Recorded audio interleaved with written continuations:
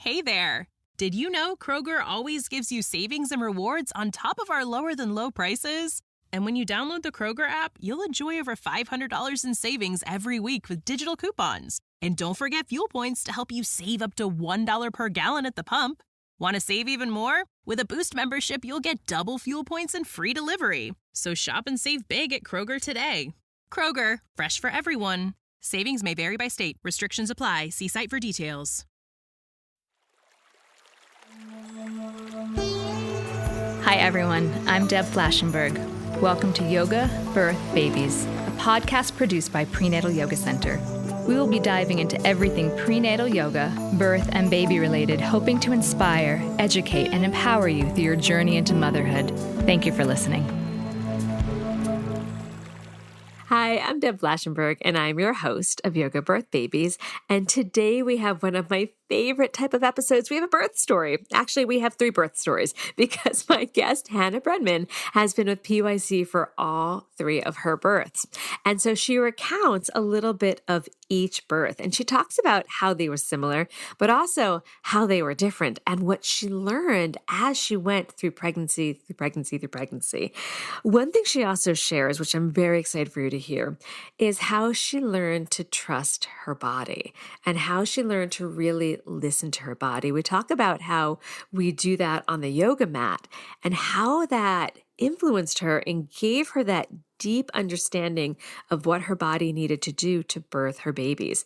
During her last birth, she shared that her care provider said, "Okay, Hannah, we're going to do this." And she said, no, we're not. This is how I need to be. And I think it just takes such courage to know to hold on to what is authentic to you and what you believe is right for you and your baby, even when your care provider, a figure of authority, is saying, we're going to do it this way. I'm excited for you to hear that. You'll understand the whole picture in a few minutes when you start to listen. But I want to share a little bit about Hannah. So as I mentioned, she's been with us for 3 pregnancies. Hannah was born and raised in Atlanta, Georgia, and has been living in New York City for the past 15 years. Hannah is a New York City public school teacher and the mother of 3 wonderful daughters. Hannah enjoys running and has run 2 New York City marathons, one of them when she was 5 weeks pregnant. She also shares that story and how she also is really learning in the moment to listen to her body. She really has such gems to share. Before we get to that story, I just want to go over a few things happening at Prenatal Yoga Center. So we've continued with our classes 7 days a week online. It's something I'm incredibly proud of that we still offer. And we have in-studio classes 6 days a week. So wherever you are, you can join us for yoga. You can check that out on our website, prenatalyogacenter.com.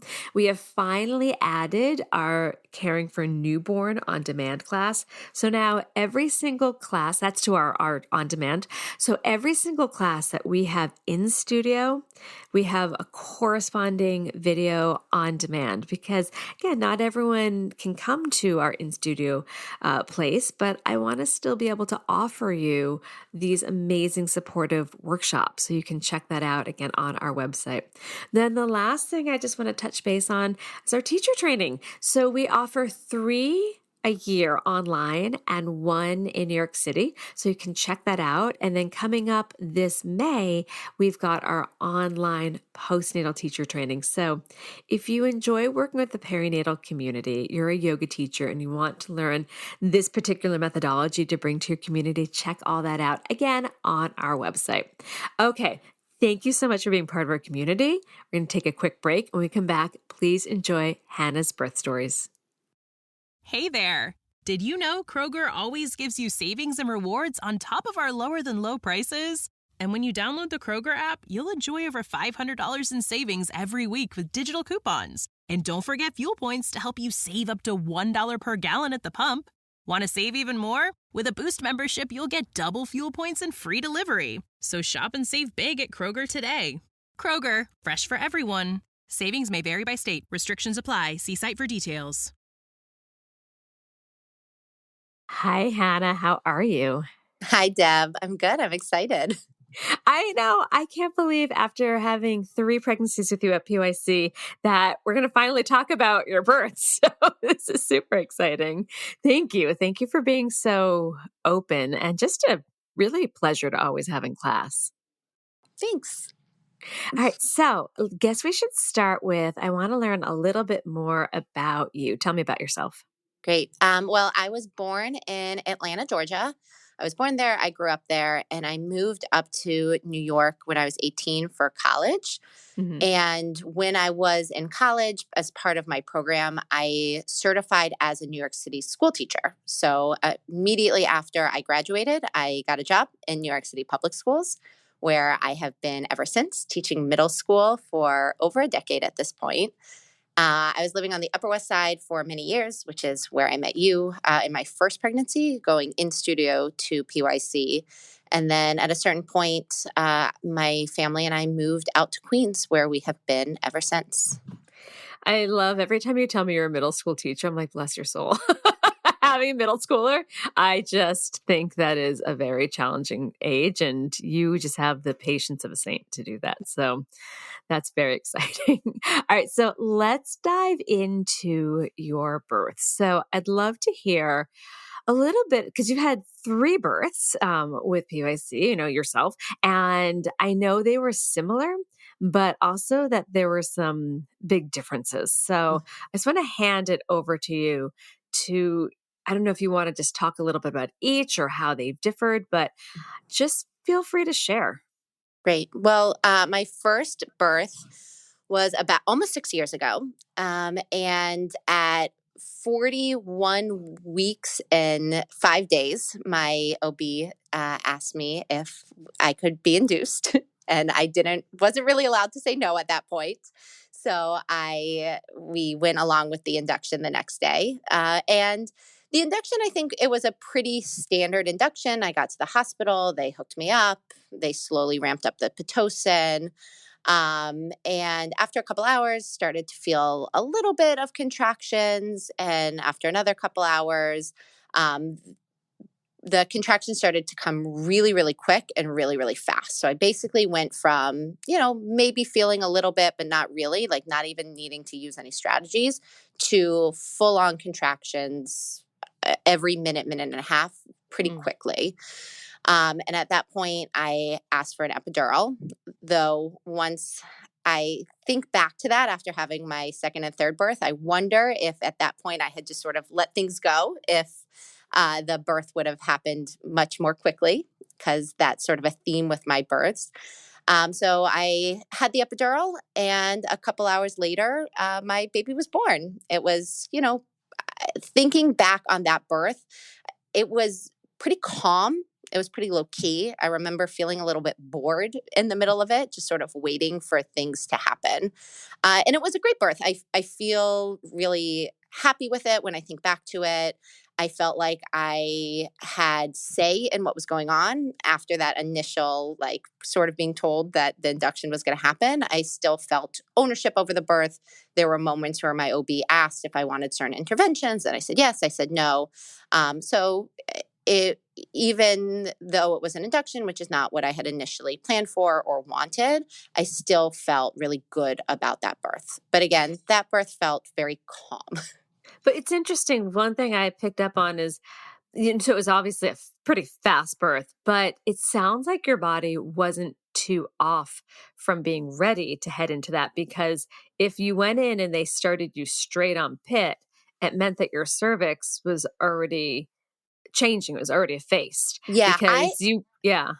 I had been walking around about 3 centimeters dilated for at least a week at that point. Hmm. About a month before my daughter was born, I had a doctor's appointment where she said, "I don't think I'm going to see you at the next appointment."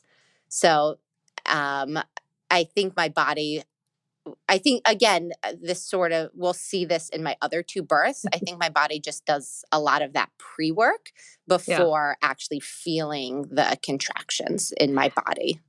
But I also love that. Again, I'm looking at this from a very kind of bird's eye view, that one reason, if I can be so blunt about, I hate when doctors do that vaginal exam prior and then say something like, I don't think I'll see you, because it can either create excitement or anxiety. And your cervix, as you've heard me say many times, is not a crystal ball. So it sounds like you walked around effaced and dilated for a fair amount of time. Right. And every day thinking, is it going to be today? Is it going to be today? It definitely created that anticipation that went on for a A month. month. Would you, I guess hindsight's also 50, was it 2020, 50, 2020, that's the ISIT one. Do you feel like if you would rather have not known, or do you feel like that was something you were happy to have that information? I think probably I would have rather not known, because every day I thought, is it going to be today? Is it going to be today? Which maybe once you're at almost 42 weeks, you're waking up every Right. day thinking that anyway. Yes.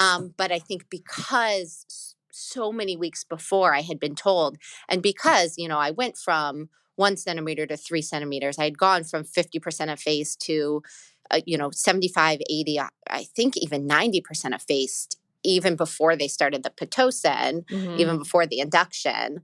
I was so geared up for it for so long. Yeah, you just need like a little nudge into labor, and clearly it helped. Mm-hmm. All right. Want to share about your second birth? My second birth also past 40 weeks. This was 40 weeks and 2 days. I woke up with a contraction, and it felt wet in my bed, and I did that thing which you hear people doing, and that I was like, did I pee myself? Did my water break? Oh, my water broke. Okay. So I woke up with my water having broke, and that was at about 6 a.m. And very quickly, things started to pick up. And so very quickly, I woke up my husband. We got my older daughter ready. We got her to daycare, just doing all of those things that need to happen when you have a kid already. And I remember my husband kept being like, okay, I have this list of things to do. I'm going to do this, this, this, this, and this, and then we can go to the hospital. And then half an hour later, he revised that list. It was like, okay, we're going to do this and this, and then we're going to go to the hospital. And ultimately, we went very quickly. So we made it to the hospital, and I got into triage, and they did the vaginal check, and I was 7 centimeters dilated. And I was giving birth at Jamaica Hospital, which is a midwife run floor. And the midwife turns to me and she says, were you planning on having an epidural?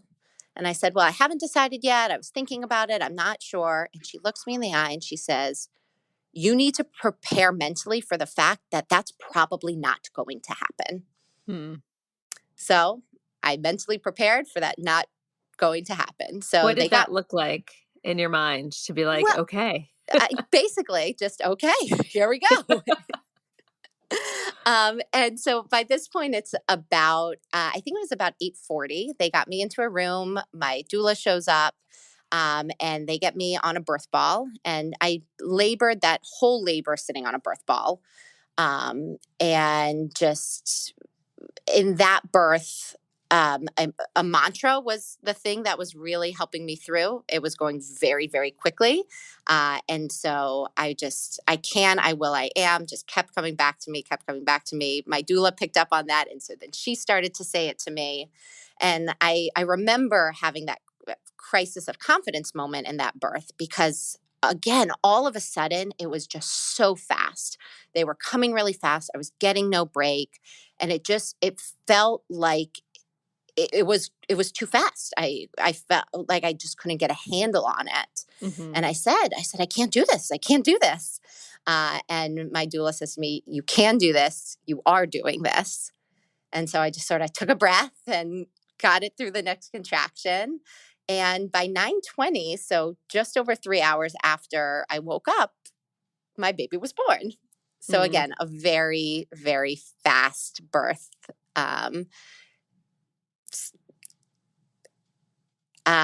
And yeah. That's amazing. All right. So, and I remember that was during the pandemic, if I remember correctly. That was during the pandemic. Yeah. I remember. It was so fast that they did a COVID test when I got into my hospital room. And the baby was born before the rapid COVID test came back. I remember you popping online for these. Okay. All right. So wait, at one point, were you back down in Georgia for some of this?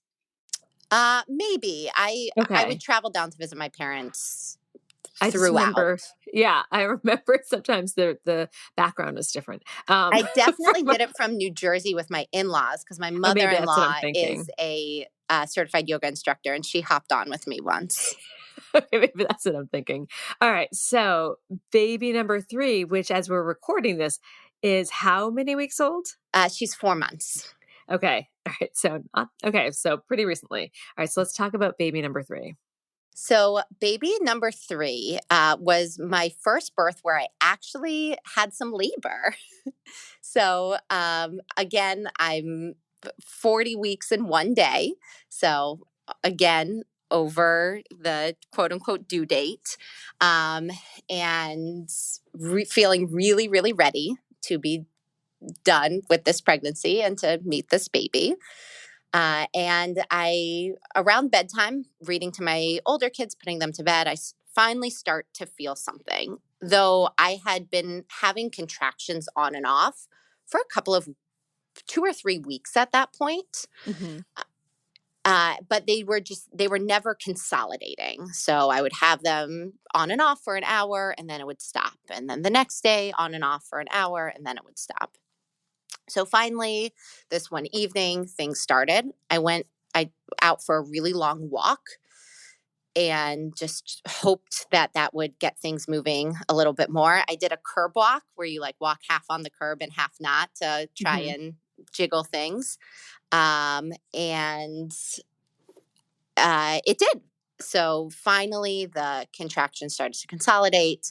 I get back home. And again, we do all of the things that we need to do to prepare when you have older kids at home. We called my in laws who were coming in. We called my doula.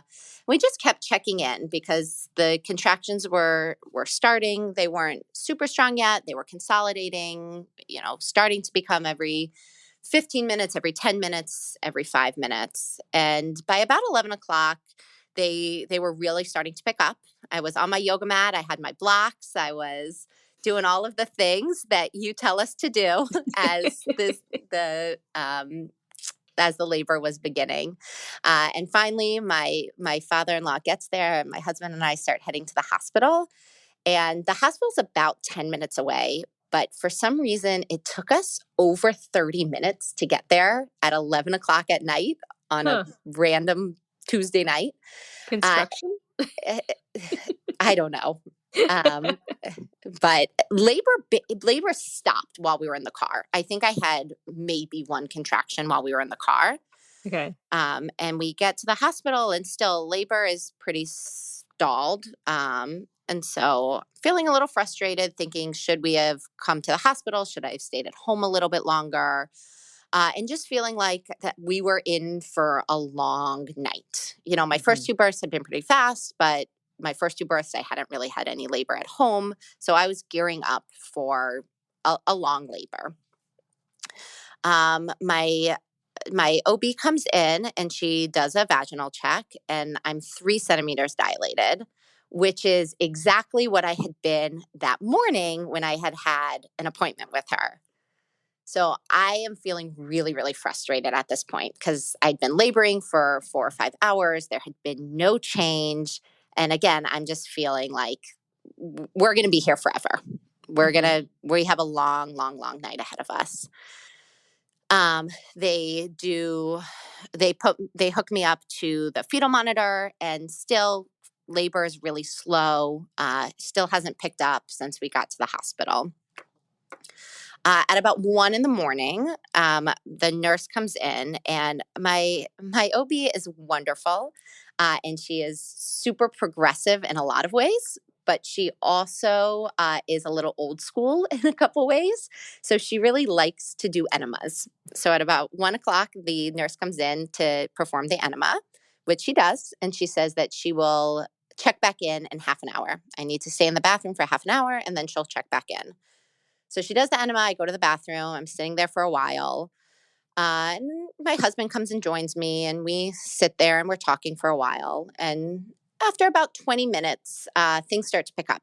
The contractions are starting. They bring the birth ball into the bathroom, since that had been something that had really helped me in my second birth.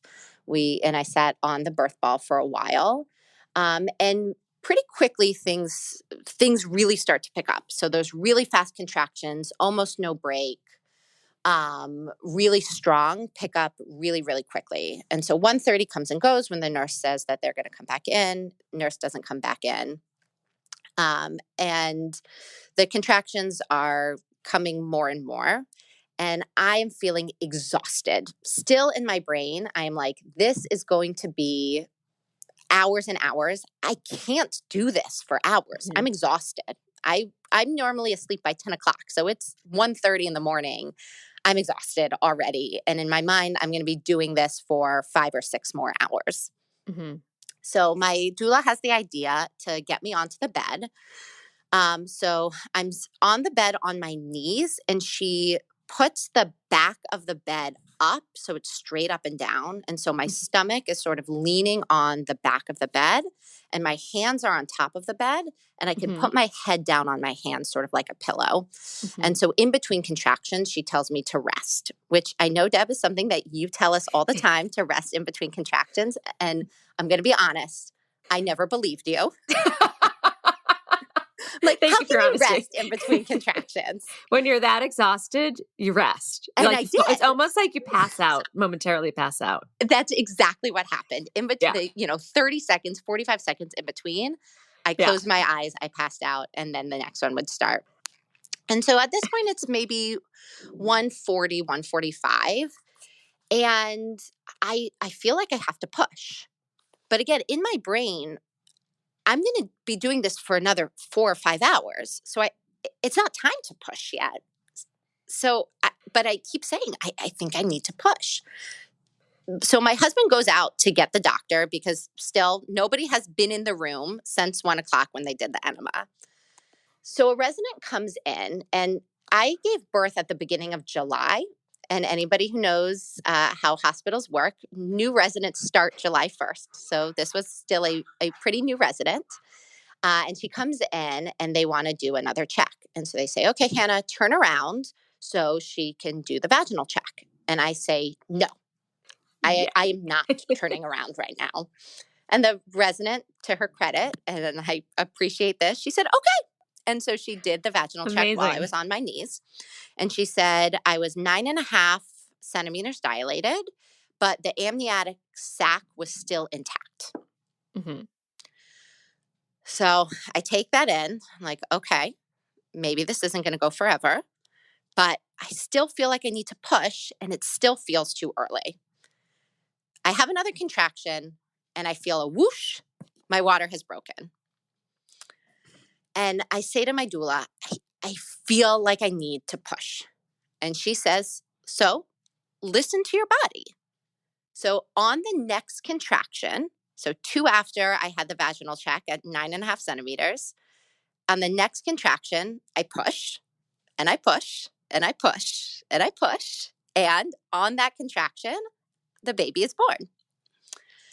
Doctor still isn't in the room. Resident didn't realize this was going to happen. So she was turned the other way while this is happening, and turned around just in time to catch the baby. And my third baby was born. My jaw is like dropped. She didn't realize. Was she listening? Like, how did she not know that you were pushing? She knew I was pushing, but I didn't think she realized that I was going to have the baby in one contraction and one push. Okay, fair enough. But okay. Oh, I'm just taking this in.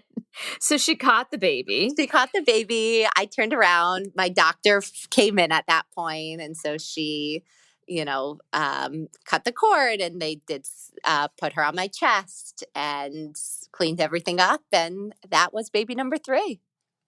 Oh my goodness. All right. I have so many more questions, but we need to take a break. I need to gather my thoughts on all these questions. All right. Let's take a super quick break. When we come back, we gotta go into this more. All right. We'll be right back.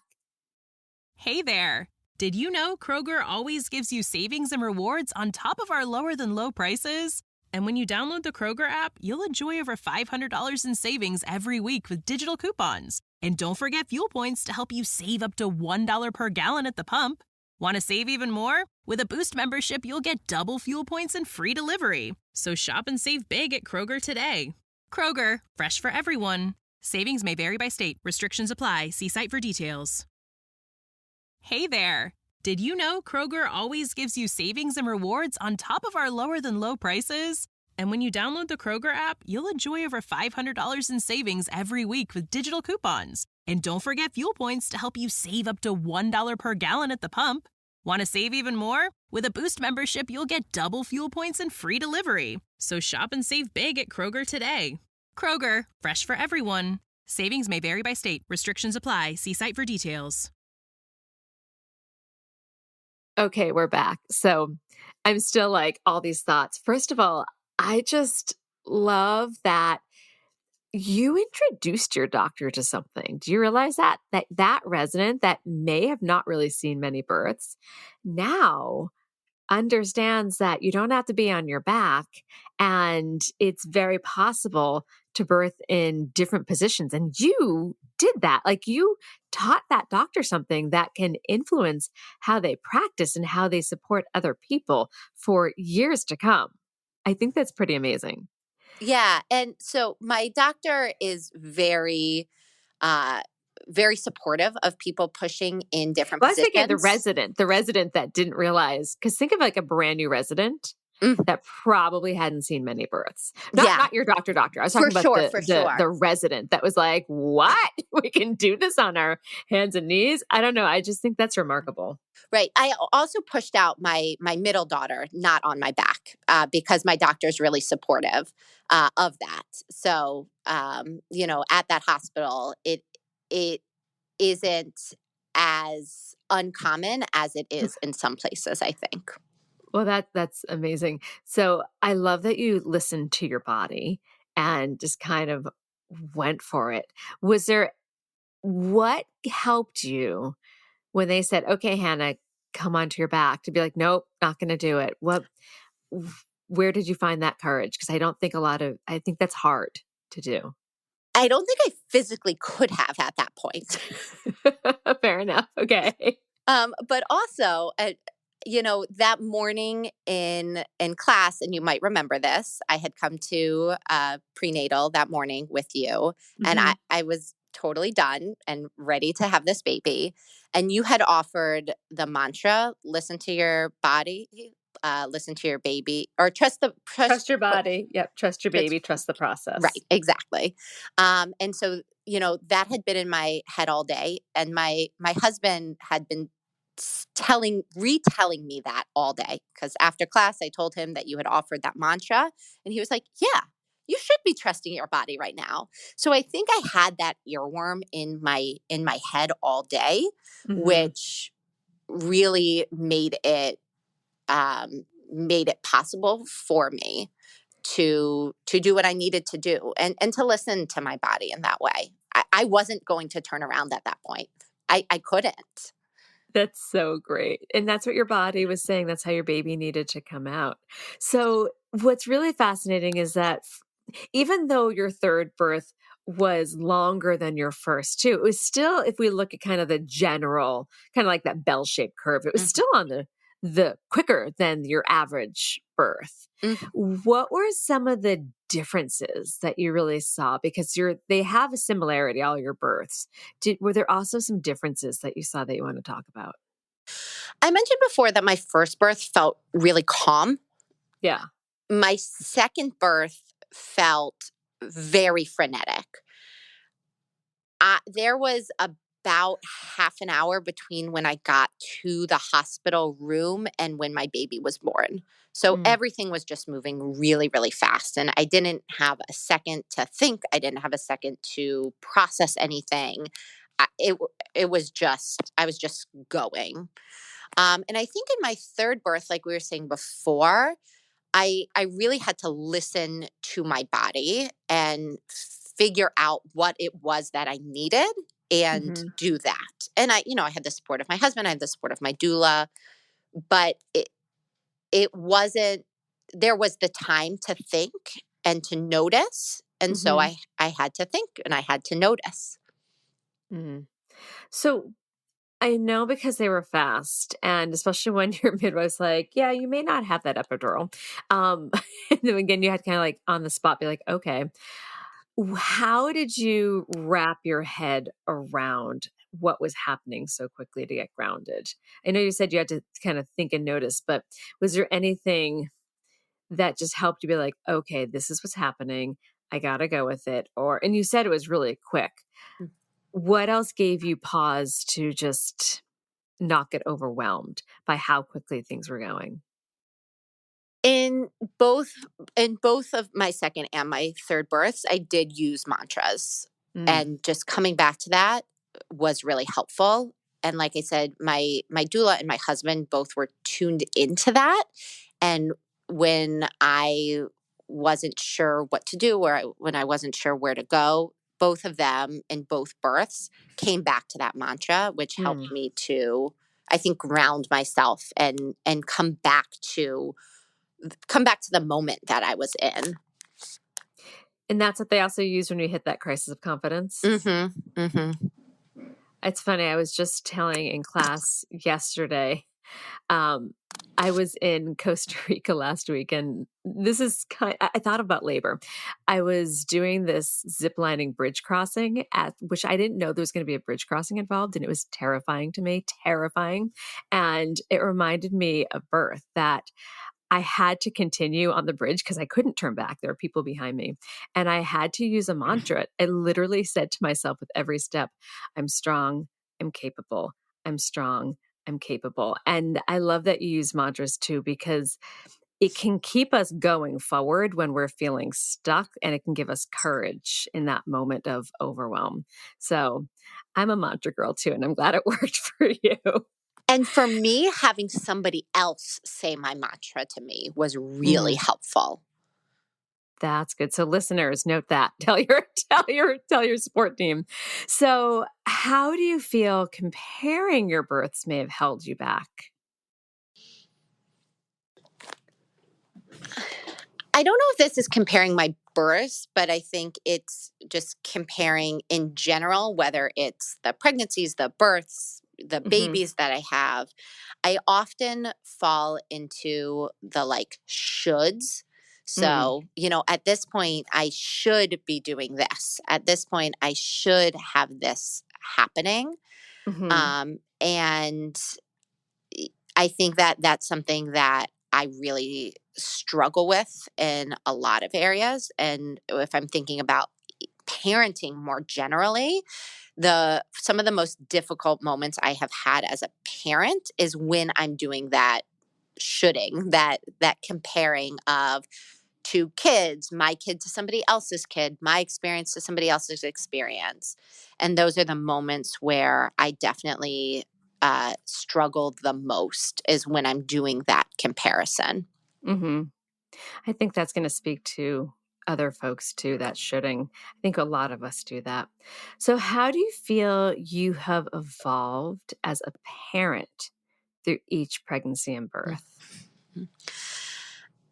I think that I've gotten a lot more flexible with things. I was thinking about this question, and with my first birth, or my first baby when I was nursing, I had my boppy. I had my two places in the apartment where I would sit and I would nurse, and I needed everything exactly as it needed to be before I started nursing. And by the time I got to the third kid, it was wherever, whenever, while I was reading to this one, while I was getting this one's dinner ready. So it really forced me to be a lot more flexible. Uh-huh. But when was thinking about each of my three births specifically, I think that in my first birth, and I think a lot of people feel this way, is everything is just so new that everything felt really really big and really scary. Anytime I felt a twinge, every time something was different, I would like immediately go to Google and be like, is this random thing normal? Or have, a long list of questions to ask my provider.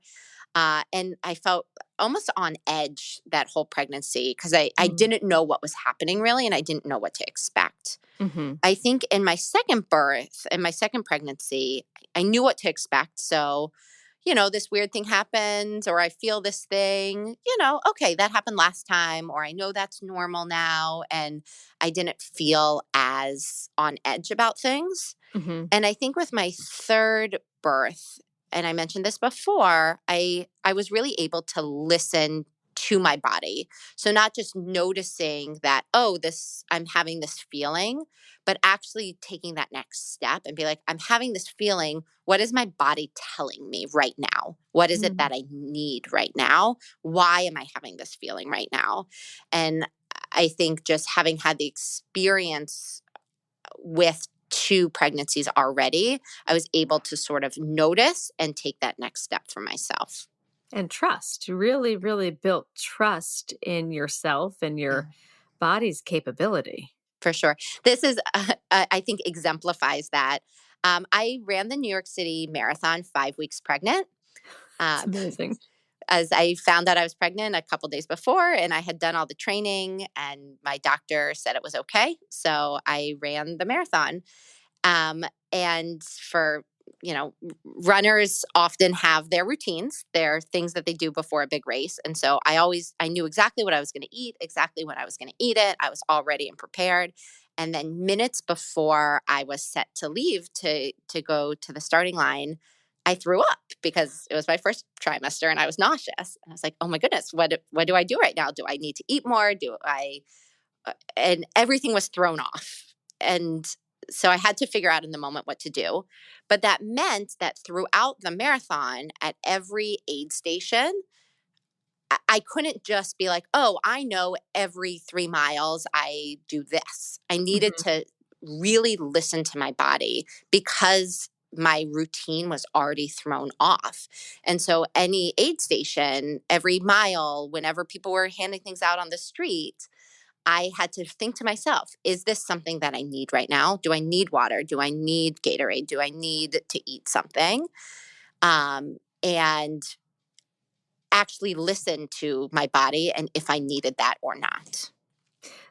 I like that you talked about the listening to your body and the trust because it's one of my challenges I find that a lot of yoga teachers say, oh, listen to your body, which I think is so necessary. But a lot of people, they don't know how to listen to their body. I think there can be fear for some things. Like, what does that mean? What does that mean? But it sounds like you really took the time to get to know what your body was telling you, like to have the conversation of this is just a sensation and it's fine instead of the panic. Because I think a lot of us can be too in our heads and not have, and I mean, that's what yoga means. It is union. And oftentimes it's the union of the mind and the body. So to say listen to your body means that people have had that foundation conversation and you did put the work in to know what your body was needing. And I think I just want to commend you for that because I think that's a very hard place to get to listen and trust as opposed to just go to panic and disconnection. So it seems like it really served you. For sure. Wow, I'm amazed. All right, we're going to take another break. When we come back, what is one final tip or piece of advice you'd like to offer new and expectant parents? And as we talked about, you've gone through this 3 times. You have a lot of experience. So take a moment, think about what you want to answer. We'll be right back. Hey there. Did you know Kroger always gives you savings and rewards on top of our lower than low prices? And when you download the Kroger app, you'll enjoy over $500 in savings every week with digital coupons. And don't forget fuel points to help you save up to $1 per gallon at the pump. Want to save even more? With a Boost membership, you'll get double fuel points and free delivery. So shop and save big at Kroger today. Kroger, fresh for everyone. Savings may vary by state. Restrictions apply. See site for details. Okay, we're back. So I'm very curious to hear how you're going to answer this. What is your final tip or piece of advice you'd like to offer new and expectant parents? I think the last thing that I want to say is just to let good be good enough. I am Mhm. definitely one of those like type A stereotypical New Yorkers who really wants everything to be perfect all the time. If I'm in charge of something, I want it to go perfectly without a hitch, and really get anxious when that isn't what happens. And I think the thing that I have had to learn as a parent, especially as more children have joined my family and the level of chaos has exponentially increased, that sometimes good is good enough and it doesn't have to be perfect, and that's okay. And good is good enough. I just had that conversation with my daughter this morning. Her teacher keeps saying, "We want you guys to be the best class." And I kept saying, you know, you don't have to be the best class because you have to learn the bumps along the way. Mhm. So I really, really appreciate that because I think that can help our children as well as our mental anxiety about having to be the best. So I like that. Good is good enough. I think I might put that on a magnet and put it on my fridge. Oh, Hannah, this has been such a joy speaking to you. I have loved watching you move through these 3 pregnancies and hearing your stories. And I so remember that last class that you were in. I 100% remember you're like, I'm just going to take it on my own. And you did. And it was just, it's really been an honor. So thank you for being part of our community. Thank you. I think so much of my ability to listen to my body is from going to yoga and hearing all of the advice and the stories that you and everybody else tells. And I think that gave me the ability to listen and to understand, and I have taken that into yoga post PYC. And I'll take a class and they'll offer something and I'll think, no, I'd really rather do it this way today. I love it. I support that. Thank you so much. This has been an episode of Yoga Birth Babies, produced by Prenatal Yoga Center. You can catch us on Facebook, Twitter, Instagram, and Periscope. I'm Deb Flashenberg. Thanks for listening.